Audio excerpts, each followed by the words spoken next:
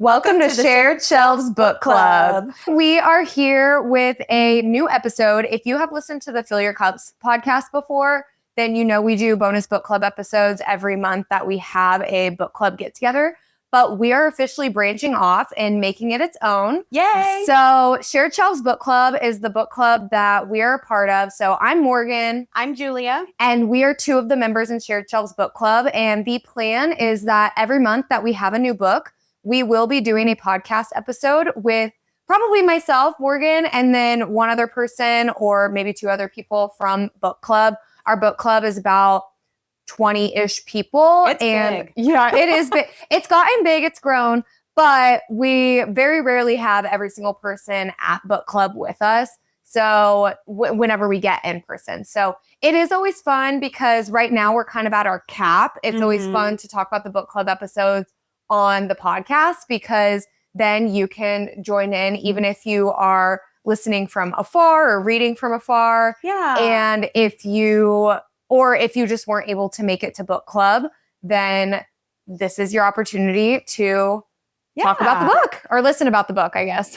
I've really enjoyed listening to the book club episodes when I have read the book and didn't get to make it to book club or when I was at book club and didn't read the book. Yeah. I enjoy listening either way, whether I've read it or not read it or been to book club or not been to book club. Just it fills in whatever gap was missing for me, Absolutely. Yeah. So Shared Shelves is our book club name. The person that manages the Instagram for our book club, Lindsay, came up with that name. And it's Shout really out cute. Lindsay. Shout out Lindsay.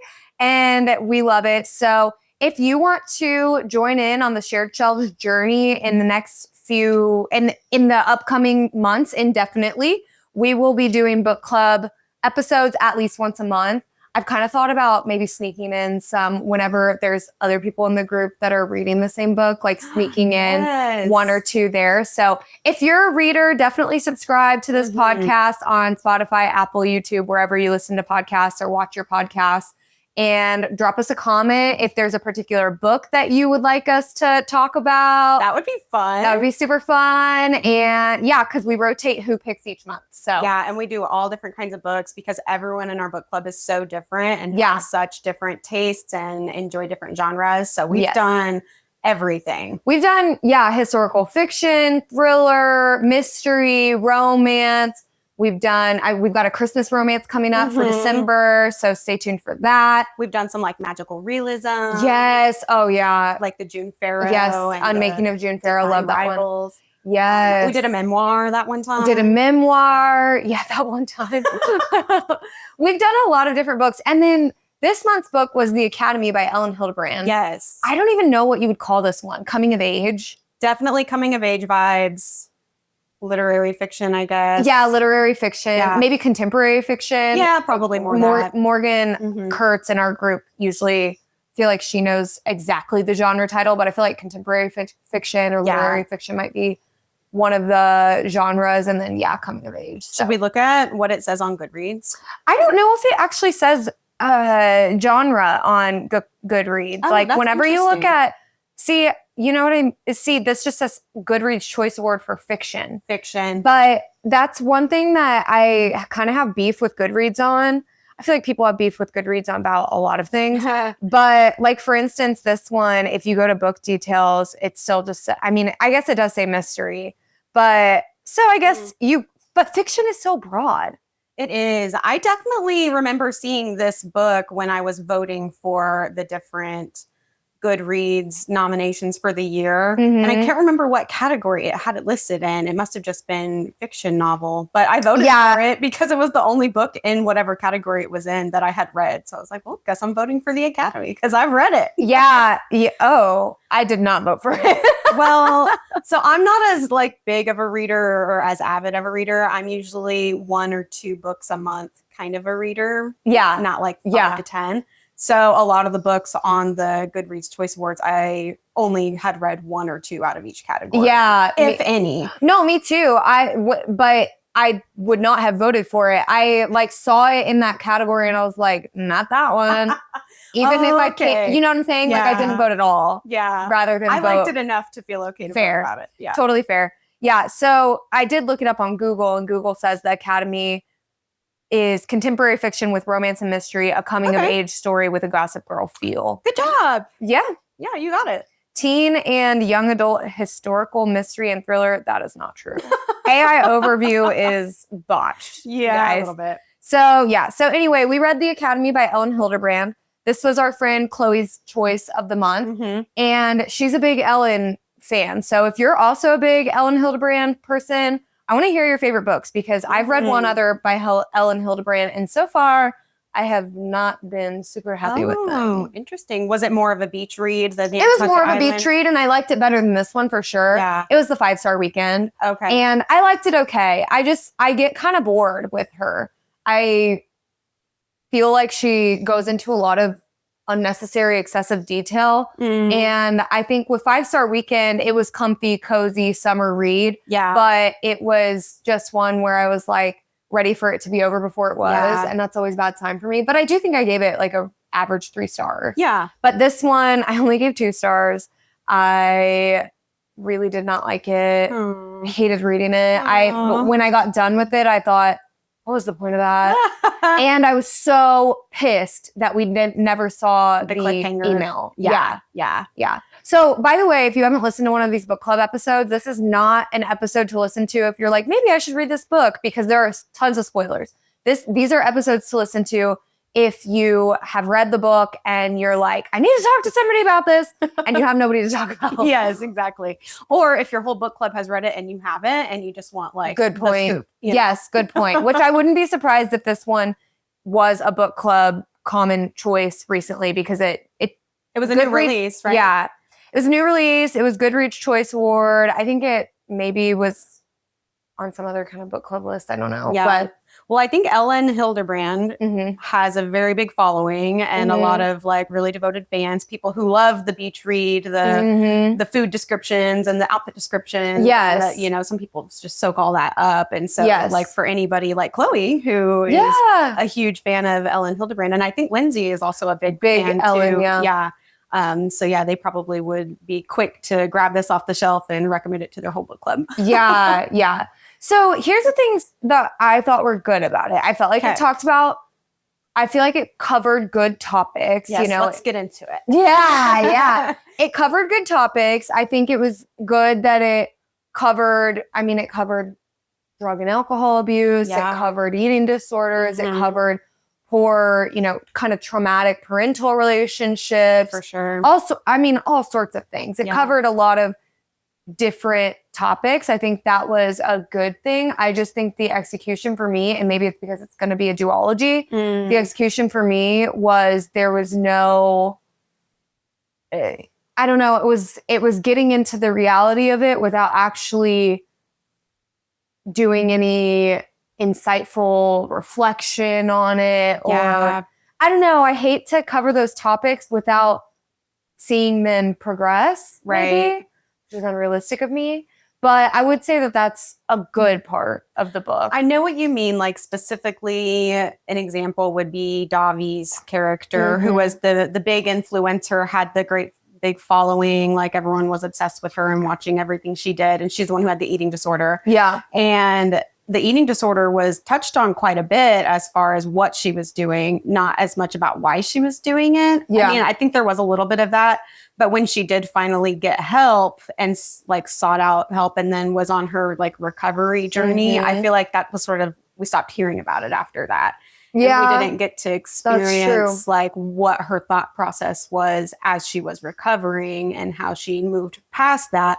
And for someone who is coming of age and is struggling with eating disorder or body image issues, that could have been helpful for them to unpack a little bit more of like the introspective nature of an eating disorder and like how you get past it, rather than just, oh, she was shoving her finger down her throat and I told her she had to get help, and so she sent this email, and then like that was kind of it, Yeah. And now she's all of a sudden all better and she's no longer doing it, but we didn't really get to see her path to getting better. Yeah. And I felt like it kind of glorified it in a sense, because once it was out, was it Yip Yap? Zip Zap. Zip Zap. Yeah. Once it was out on Zip Zap that she did that, I felt like everybody immediately ran to her with comfort Definitely. and attention, really. Uh-huh. Lots of attention given to it. And obviously we want to support people who are going through, who have disorders like that. Yeah. But those people weren't authentically supporting her, right? Like they liked her because she was an influencer and they wanted to be the person that offered her a bit of condolence or whatever. And I just felt like it kind of it gave a lot of attention to that part of it, but then not a lot of attention, to the actually bettering yourself part of it. Right. Yeah. So that was kind of frustrating to me. I did you relate at all to the Zip Zap? The Zip Zap thing I thought was fun. It made it feel kind of like a Gossip Girl vibe. Totally. And honestly, it made me feel kind of old, this whole book, because it's about, high schoolers at boarding school, and some of the lingo and just like the culture was a little bit for me like, wow, totally it's so different than how things were like when I was in high school, you know? But yeah, the Zip Zap thing I thought is what kept the book kind of fun and mysterious. But I feel like I was able to figure out who was behind it and like what was behind it pretty early on. And not a lot of people did. I feel like in our book club, there were a lot of people who were super shocked and other people who were like, yeah, I knew the minute that they said. And I don't know if we want to get into spoilers already or not. But oh, sure. What was your question about Zip Zap? I was just asking if you liked that part. I did like that part. Related to it at all, or I mean, I know like when I was in high school and I was doing things I shouldn't be doing, like I would not want my dirty laundry aired out for everyone. But I also wasn't like an important enough person for anyone to even care what I was doing. Like I wasn't, I wasn't popular. Like I wasn't on sports teams. I didn't have a lot of influence in the school. So it wouldn't have mattered if anyone knew that I was doing whatever it was I was doing. But I know some people in our group were around when, it was Yik Yak. That's why I keep saying Yik Yak on it. When Yik Yak was big, and I didn't remember it at all, but I guess on Mizzou's campus, University of Missouri, where I went, that it was pretty big and there were people posting on it. And then one of our book club girlies, Danielle, in our group was saying that at her college it was big too, and she got put on there a bunch of times. Oh, I could see that. Danielle is very influential. Yes. And she was like, but I don't know if it was for the best reasons. Right. And then actually one of our friends in book club, Jordan, she was saying a similar thing. Like I was on there too. So I feel like a lot of people in our book club related to that were the outliers. And obviously I would have probably loved to be put on Yik Yak or Zip Zap or whatever. Because I like that's so funny. Like, I'm important. Exactly. Important enough to trash talk. Right. That is so funny. Like, that could be careful what you wish for kind of thing. Yeah, totally. Yeah. I feel like part of why I really did not like this book was that I felt like in the end, first of all, I felt like there was no character that was super likable. Some of the book club group liked Dobby, which I always say Davy because I read it and I know you listened to it. I did. I listened to the audiobook. Yeah, but there was no character that I really liked. And by the end, I liked them even less. And especially Simone was just the most irritating character. Oh, yeah. And honestly, picture of like a woman, like a young woman. I was like, she is doing us dirty, man. She was kind of our age range. She was terrible. She was just awful. And by the end, you're like, girl, get help. Yeah. And I don't really think she did. She definitely was the one who brought the alcoholism, substance abuse kind of issue to light, because she was just, it felt like every other scene, she was sneaking a bottle of wine into the boarding school or sneaking it out of her boot, or I don't know. She found student's room. Yeah. Weird. Yeah. Weird. And then her whole backstory on how she had there was a lot of scandal in this book. Like past scandal and current scandal.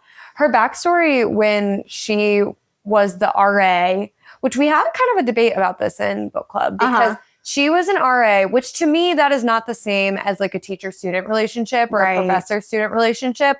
But she was an RA, so she had, I guess, some authority over the students that lived in her building. But she was essentially like, I think, a junior or a senior, and she was an RA to other freshmen, I think.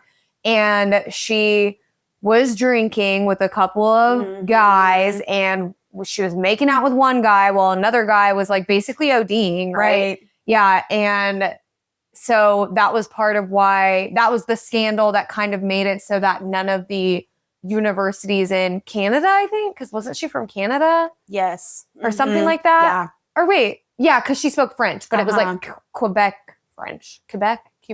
Yeah. Whatever, that province, French. And so that was why they didn't really know that were they in England? No, they were in the US. Massachusetts, right? Yeah. Yeah. And so in the US, they didn't really have that backstory, but she like couldn't get hired back where she was from because of that debacle, which I don't think it's bad still. Like, I don't think it paints her in a good light, but in my mind, that past history didn't make her necessarily like a predator or something, whereas she was very much a predator at the school. Oh, yeah. And I actually really enjoyed reading like the administration, the staff, the teachers, like their kind of storyline and what was going on behind the scenes at Tiffin Academy. And especially with, was it Audrey or Audra? I think. Headmistress, Audra. So whenever it came to light that Simone had that backstory, Audra was like, oh no, because she didn't do all of the background checks she needed to do to hire Simone. She just was like, needed to fill that position really quickly. And Simone had a great resume and interviewed really well. And so she didn't even verify like her credentials or look into anything. And so like, can you imagine being that headmaster and like this comes out and then you're like, oh no, they're going to find out that my hiring process wasn't very thorough. And I'm allowing this woman to be living in a dorm with these girls because these are teenagers who are living away from their parents. She's role modeling. Yeah, and not only was she hired on, but she was also the dorm mother for the fifth form girls. And but I think it ended up being that her charges got dropped and it ended up being minimized and she was allowed to still graduate. She just couldn't walk the stage or something like that. So, which honestly, I agree with. Right. How many stupid ass things did I do when I was 22 years old, you know? Yeah. And things get out of hand and you don't, I did think she should be held accountable, but not necessarily that she shouldn't be able to graduate or something like that. And it's just really too bad that Simone's character didn't take that second chance she was given. Herself. Exactly. Yeah, find some redemption, girl. Yeah, this was her second chance, and she could have changed everything. And that was my overall problem with this book. Nobody redeemed themselves. Yeah, everyone in book club said, "Well, kind of Dobby," and I'm like, "Okay, kind of's not enough for me. Someone's got to be good. Someone's got to be good, and nobody's good." Dobby was. I mean, she never would have stopped her eating disorder if it hadn't been shown, and if it hadn't been on Yip Yap. Zip Zap. And so I feel like that's one thing. I mean, yes, sometimes bad things have to happen in order for us to correct them just as humans and in life. But I don't know. I still felt like she was kind of a bitch. And I felt like I don't know. I feel like she was still kind of a bully and kind of mean. And okay, but I did love how after she found out that Zip Zap was just those two random dudes behind the computer screen in the drama journaling department. Yeah. When she found out it was them, she did go to Charlie, I think immediately, and apologized for being so harsh on her, which I was really mad at her for being so harsh on Charlie. Yeah. At that point, I had already figured out who Zip Zap was. And I was like, well, duh, you literally just sent the email and they're watching everyone's emails and texts. So of course, that's like, I just thought it was silly that she even blamed Charlie to begin with. Yeah. But I didn't know. I did not know. I didn't catch on to it being the boys at the newspaper.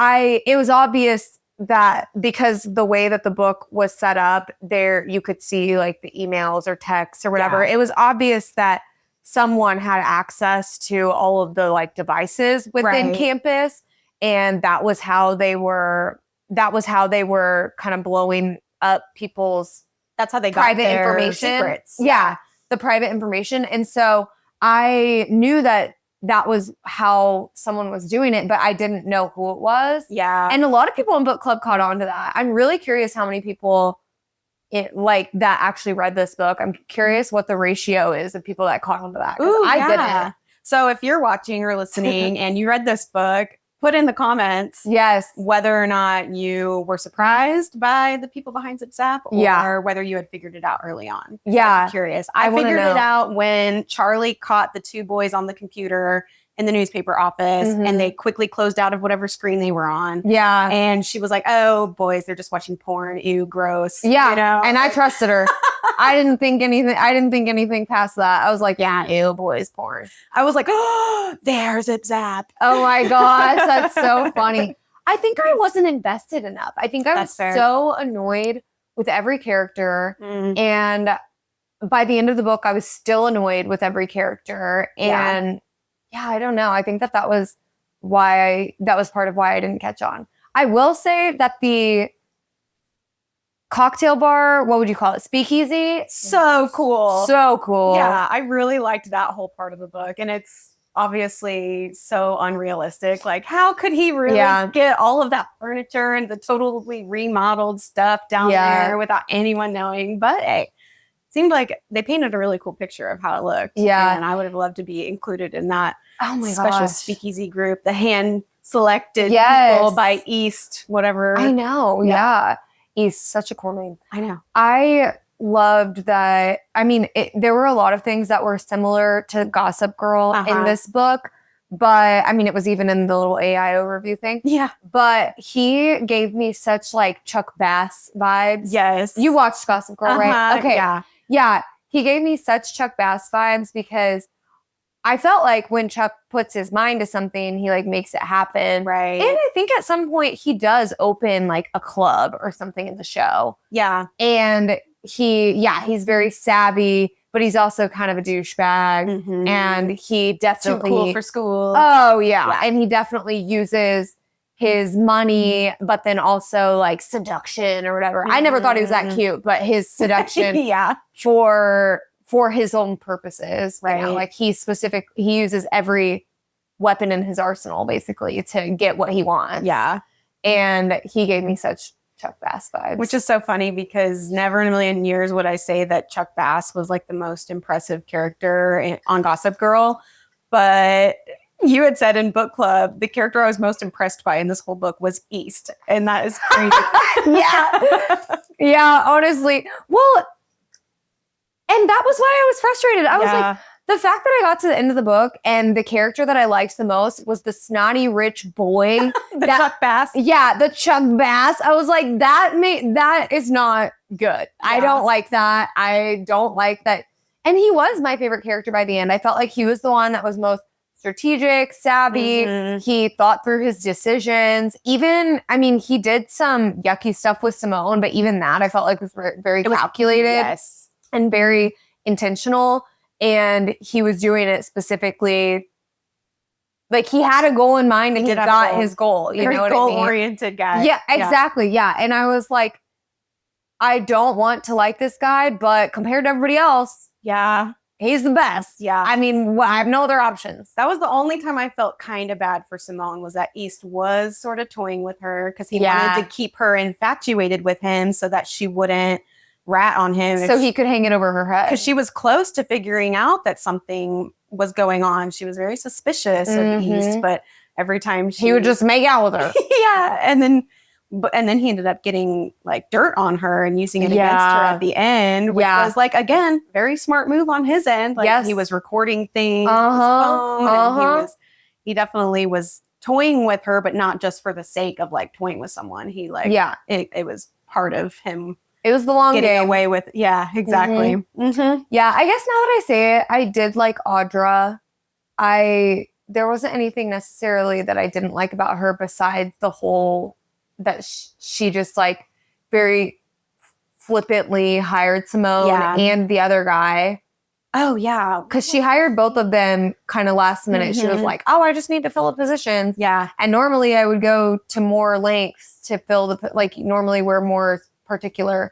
But yeah, it was the two teachers. And then she also kind of just very quickly brought in Charlie as well, which that wasn't a problem. That's true. But that was, I don't know. I felt like, I guess I liked Audra.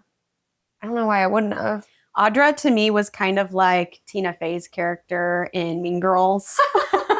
You know what I mean? Like, just really just trying her best to just like do right by these kids. Yeah. And by her school. Very wholesome. I just felt like she was so passive. I guess that's why I didn't pay much attention to her character, because it almost felt like her perspective in the book was mainly included to give us context about for things. sure. It was mostly just to give us like a little backstory or a little background or something like that. Yeah, different perspective. And to show that when the magazine thing came out with them being like top number 2, number 2, which was like a 17 tier jump. They went from 19 to 2 or something like that. Yeah. I felt like her perspective was mostly about that, and how now everybody's watching me, and now everybody like the pressure's never been more on, and on top of that, all of these weird things are happening on campus. So one thing I did like about this book a lot was just the overall setting. I think because we started it right towards the beginning of fall, and it starts with fall and kind of goes through all the seasons because it goes through a whole school year. But it just was really, really good, cozy vibes. And I liked the idea of Tiffin a lot. Yeah. It kind of felt like if Rory and Gilmore Girls went to Chilton year round. You know? That's a good point. Kind of vibe, and without the uniforms. But I don't know. I just really liked they had the whole pond with the beach, which I think was Elin Hilderbrand bringing in the beach vibes a little bit, because this was one of her only books, I think, or maybe she's usually just a beach read girl. I don't think she's ever written something like this. This was totally different for her, but so I really enjoyed that. The seasons changing, and they had just a fun like school spirit. The football games and the piano bar. Spot that they had was really cool, and the speakeasy. That is cool. And I don't know. I just felt like all of the exciting things about boarding school that like people dream about, you know, like if they were to go to school like that, were included in this book. And I think that all of that was inspired by Ellen's daughter's real life experience at boarding school. Yeah, I think you're right. Yeah. So that was really cool. Just, it felt kind of otherworldly to me. Yeah. So different than my growing up experience. The setting was cool. It was very aesthetic and very... Yeah, for me, it just felt like if I could live an alternate reality, like, you know, like it seemed like a picturesque, very picturesque. Yeah, it was very aesthetic and picturesque. Yeah, totally a different world.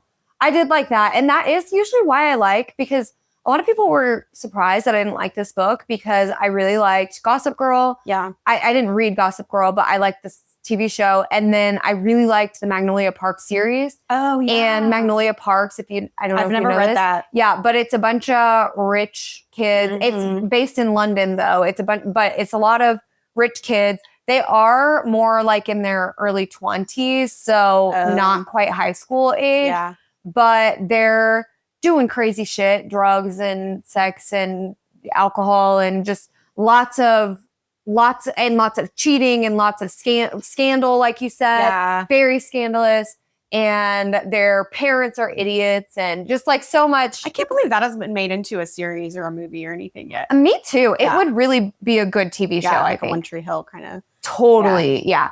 But I loved those books so much. But I think that there were characters that I liked, and that was the big difference. And I did realize in this book, because this is one of those that has so many POVs. So many. And they're like intertwining with each other, because it doesn't say at the beginning whose perspective it doesn't. Is. Yeah. And I think that there are a couple books that I like that. But I think for the most part, that really hinders me from enjoying a book, because I do think I like structure. Yeah. And like with Magnolia Parks, it's always Magnolia and BJ, or Daisy and Christian. Sometimes they'll throw in like a Julian perspective or something like that. But at the beginning of the chapter, it always says who it is. It's clearly defined. Yes. Yeah. And I don't have to read 3 sentences before I realize, oh, okay, we're in Audra's perspective right now. So I think that was something that was just one bit of the writing style that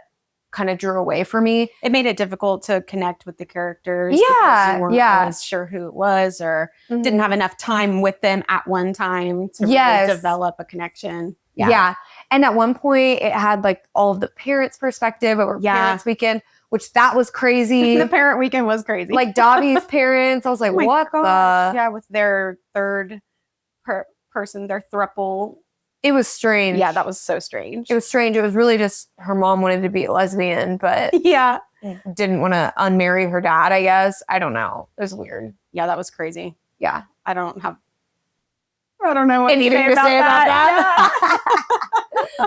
Do you usually like books with a bunch of point of views? So recently I read The Poppy Fields by Nikki Elric, who wrote The Measure, which was one we did in book club a while back. And it was that same third party omniscient where it was changing a lot and weaving between characters. And I really liked it because I felt like you could explore every character's like thoughts and feelings and emotions. And I guess I did like The Measure. The Measure wasn't like that. The Measure had multiple POVs and it said who it was. Okay. But The Poppy Fields was a little bit different. And it was the first book I had really read since I started reading again, I guess. Yeah. That had that third-party omniscient intertwining characters. And I loved it. And I was like, wow, this is so cool. I feel like I can really get underneath the surface of each of these characters. And like, I felt like it really helped me connect with each one. And that was a really deep book. Like it was very... just lots of layers, you know. Yeah. And this book, it was less deep and less layers and more drama and more scandal. Yeah. And I felt like the intertwining between the characters was for me a little more distracting, like because I just wanted to kind of get to like what was going on with each person. Yeah. So I don't know that writing style for me, because I've only read 2 books that have been like that in recent reads.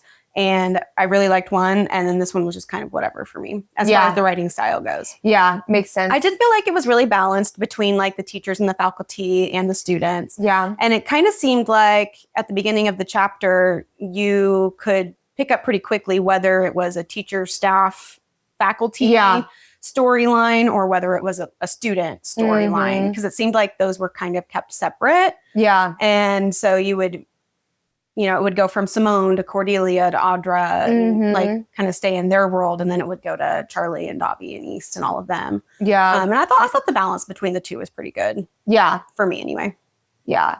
At one point, I don't know if you caught this, but they did reference Shadow of the Wind in this book. Did they? Yes. No, I didn't catch that. Yeah, I need to pull it up, but I caught it and I meant to mention something in book club, but I forgot. But we read Shadow of the Wind last January for book club. Oh. And that one was a tough like read. I didn't like that one either. But that one was very, like, it's a very literary renowned book. And Madeline had picked it because she had read it in high school and loved it, right? Yep. Yeah. Yeah. So that's funny that they mentioned that. Yeah, but it was really dark. But yeah, they were assigned it in class at one point in the academy. How did we not talk about that? I know.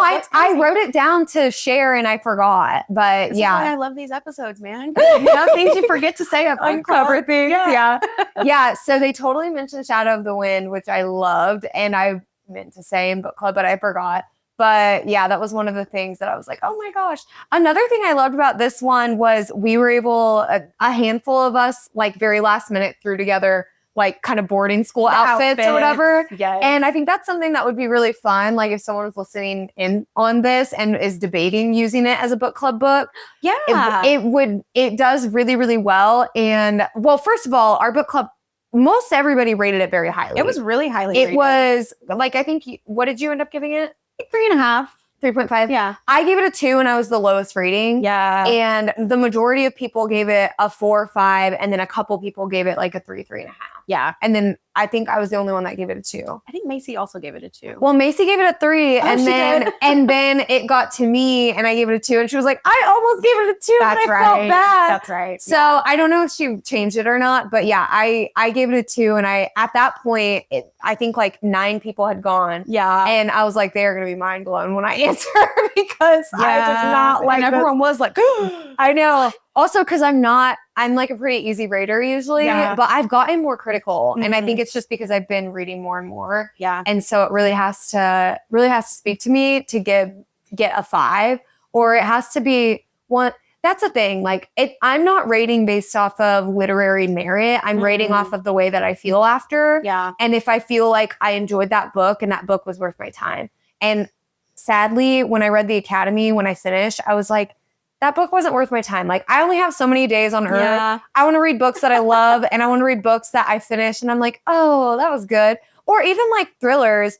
there are thrillers that I've read and I end and I'm like, whoa, like that's something I'll be thinking about. That's something journey. I don't have to feel good afterward necessarily. I just have to feel like I didn't waste my time. That makes sense. No one likes to waste their time. Yeah. Would you read the second one? Because it's part of a series. Girl, I don't know, because when I finished, I wanted to have seen, I'm forgetting the dead girl's name. Cinnamon. Mm-hmm. Cinnamon's note, like that she left for the email that she sent Dub. Yeah. The email that she left Dub.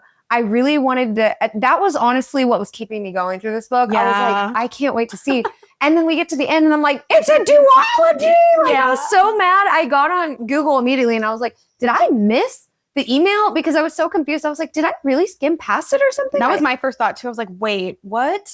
We're not going to know what's in this email? Yeah. And then I looked it up too. And then I saw, there's a second one. So I feel like if I read the second one, it would truly only be to find that out. To find that email. Yeah.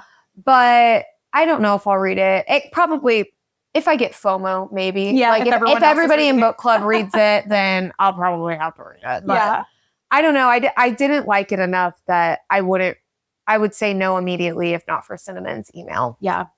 So at least Elin had that going for her. I'll probably read it. I really want Simone to redeem herself. And a lot of people were like, why would she even be in the next book? She got fired and like banished from the academy. But I think because she was such a big character, she kind of ended up being the main character, which I hated. Yeah. I'm like, no, like character arc for her, really. She just kind of stayed in the same place and then got banished. And so I would read it again, honestly, just to see her. Maybe that's coming from like someone wwho's gone through like alcoholism and recovery. And like, that's why I actually loved Daisy Jones and the Six, because I remember you loving that whole story of alcohol abuse and then recovery really resonated with me. Yeah. And so like, I feel like I'm always like fighting for people in books. And so I really want Simone to like have a second chance. She does. Yeah. If she does. And you read it first. Okay. And then if she does, let me know. All right. Then maybe I'll read it. But or I'll just tell you what happens in the email. Yeah, there you go. Yeah, I could probably read that online. I'm just not a big spoilers girl. I'm like, if I'm not going to read it, I'm not going to know what happens. Or if I'm not going to watch it, I'm not going to know what happens. Yeah. But I think all in all, it was really a great book club pick because we had so many great discussions. Book club pick. We had that whole debate about age gap romances. I felt like that came up a lot in this book because you had Simone, who was totally predating. Is that even a word? She was preying on East, who was 19. So that was 24 to 19. Yes. And then you had the other teacher who was older. He was in his 40s and he was preying on Simone, who was 24. Yes. I was trying to see if his name is in the description, but I actually don't think it is because it has Dobby, Simone, Charlie, Cordelia. But yeah. So it brought up a lot of fun discussions, I think. Yeah. Just in general. I agree. Very good book club pick. The costumes were fun. Yes. Everyone did a good job. Very good book club pick. Thought it was super fun. We even, like beforehand, I always kind of make a quote unquote agenda to follow just because there's so many of us now. It's like easy. It helps us remember, like, let's take our picture first. Let's do this, whatever. And I think I put Tiffin's book club syllabus or something like that. And then one, like for our group photo, I put yearbook photo or I put something like that. I can't remember. It was something like that. Yeah. Class photo. And and so it was just fun. There's lots of plays that you can do.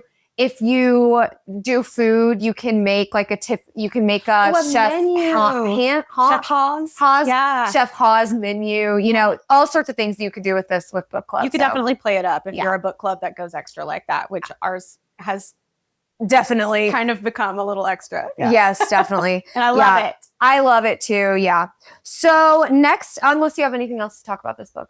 I'm trying to think. I know when I left book club, I felt like I didn't say a whole lot and there was more that I wanted to say, but I think I touched on it now, like with the alcoholism and with the eating disorders and things like that.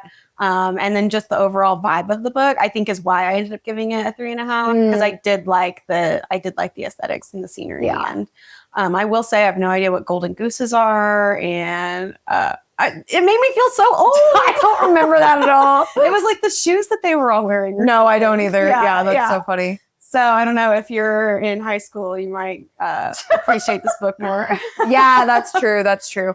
I do feel like you're a big visual reader. So I think that the aesthetic and the setting helps a lot. I did have a hard time building the outfits in my head because I'm so out of touch with current fashion. Funny. It's like points for the school descriptions, minus points for the outfit description. Yes, exactly. That's so funny.